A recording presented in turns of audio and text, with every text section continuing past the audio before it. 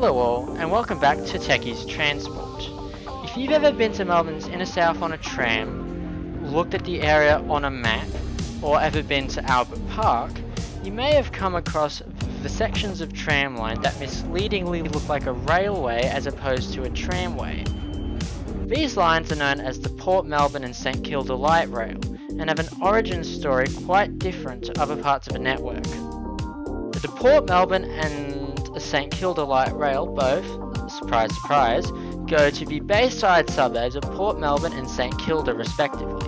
The Port Melbourne Light Rail carries Route 109 to its terminus at Beacon Cove, which in a past life was Port Melbourne Station, whilst the St Kilda Light Rail carries Route 96 to St Kilda Station, where it then turns south onto Fitzroy Street.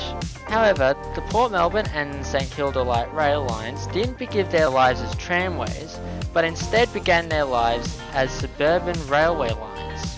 The Port Melbourne and St Kilda lines were suburban railway lines first opened in the 1800s. The Port Melbourne line was opened in September 1854 and was the first railway line to appear in Melbourne, and was also the first steam-operated railway in Australia. The line ran for 4.2 kilometres from the city terminus, which is now Flinders Street Station, to Station Pier, and was originally called the Sandridge line, as Port Melbourne was called Sandridge at the time. There were 4 stations on the Port Melbourne line at the time it closed as a railway line: Montague, Northport, Graham, and Port Melbourne. The services initially also extended to Station Pier, but were permanently truncated to Port Melbourne in 1939. The St Kilda line was opened 3 years after the Port Melbourne line in 1857 and ran for 4.6 kilometres from Flinders Street to St Kilda, branching off the Port Melbourne line at what is now Clarendon Street Junction. There were 4 stations on the St Kilda line when it closed as a railway: South Melbourne, Albert Park, Middle Park, and St Kilda. The Port Melbourne and St Kilda lines started at Flinders Street Station and departed from platforms 10 and 11.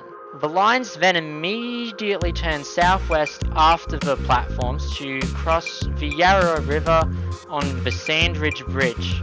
The Sandridge Bridge was a quad-track railway bridge which carried the lines over the Yarra River, with Port Melbourne trains using the western track pair, whilst St Kilda trains used the eastern track pair. The lines then continued southwest on an embankment for approximately 969 metres, passing over the streets of Southbank on low bridges, and was similar in appearance to the elevated sections of the Mernda and Hurstbridge lines through Richmond and Abbotsford. The lines then levelled out just after passing over Clarendon Street before the 2 lines diverged, with the Port Melbourne line turning west-southwest, whilst the St Kilda line turns south. The Port Melbourne line continues west-southwest as a double-track line for approximately 700 metres before arriving at Montague Station. Montague Station is located adjacent to Montague Street in South Melbourne, and we can't talk about Montague Station without mentioning the infamous Montague Street Bridge. The Montague Street Bridge carries the Port Melbourne line over Montague Street and is only 3 metres tall. Since the ground above the bridge was raised by 2 feet in 1934, the bridge has become notorious for being hit by tall vehicles. The bridge tends to get hit so many times that there is even a website for it called How Many Days Since the Montague Street Bridge Has Been Hit.com, which tracks every time the bridge has been hit. Despite having had height warning gantries installed in 2016, the Montague Street Bridge still gets hit by trucks on a semi-regular basis, and because of the frequent bridge strikes, the bridge has become a landmark amongst Melburnians. Anyway, back to the Port Melbourne line.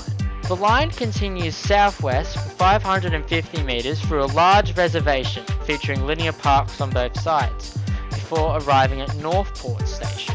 Northport Station isn't particularly remarkable. It's located on Station Street in Port Melbourne, in the middle of a large linear park.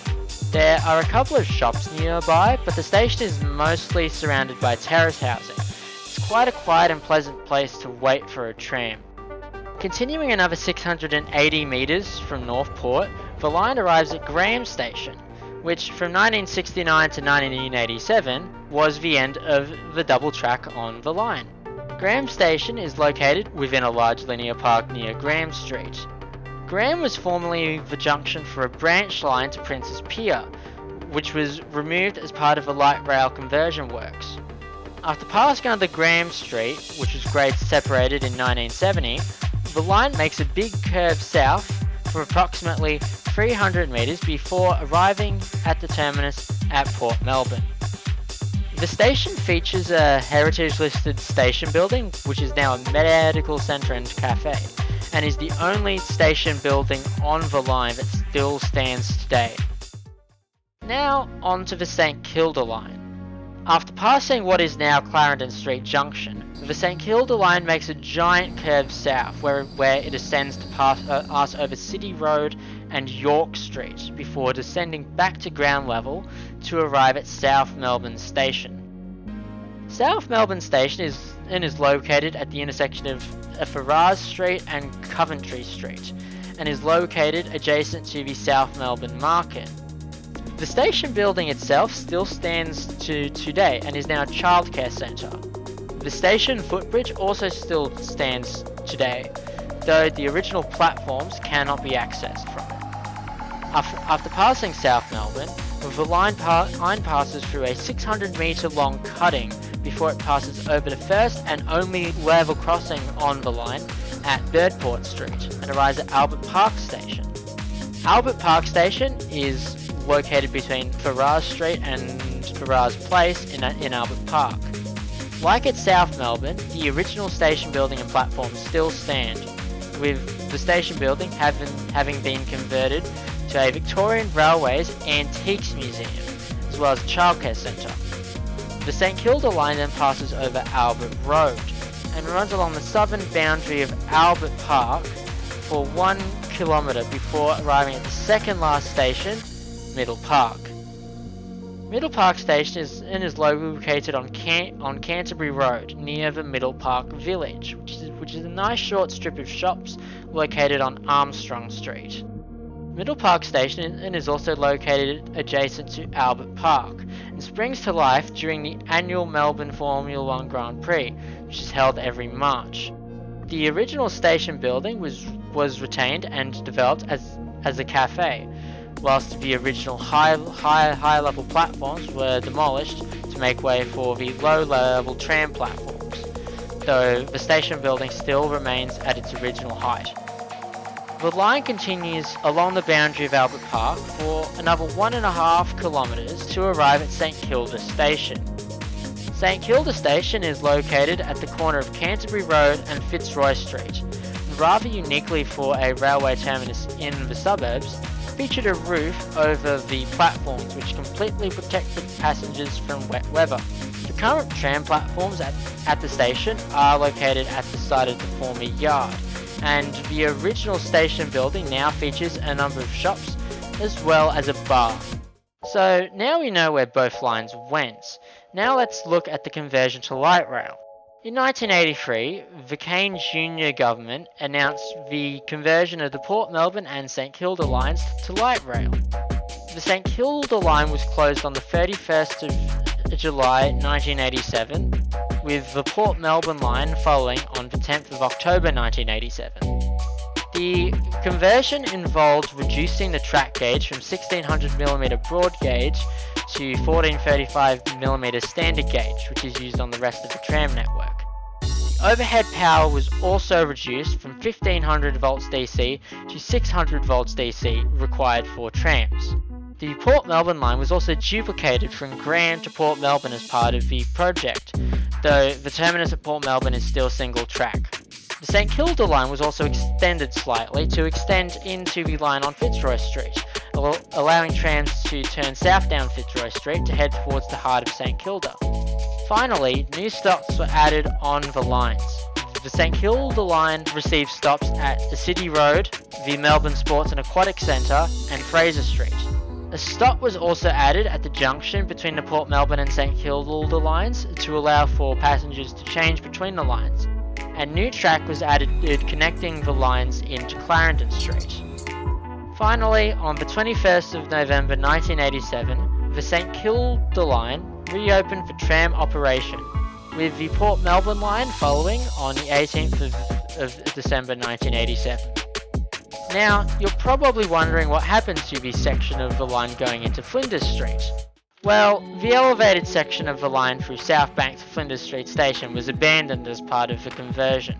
The embankment through Southbank and the viaduct over Queensbridge Street was demolished in the mid-1990s as part of the construction of Crown Casino.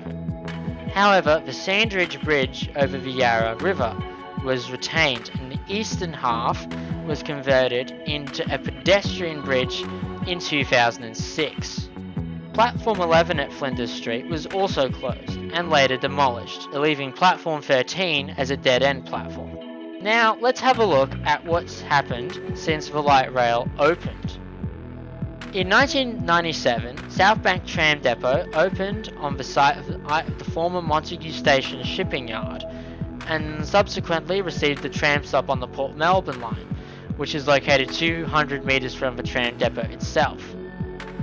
The stop at the junction of the Port Melbourne and St Kilda lines was initially unnamed before an unofficial sign with the name Port Junction appeared at the stop in the 1990s, and the name eventually became official. Then in 2016, Port Junction was rebuilt, receiving an island platform as well as an additional platform for the Colonial Tramcar restaurant, which shut down in 2020. As part of the rebuild, Port Junction was renamed Clarendon Street Junction.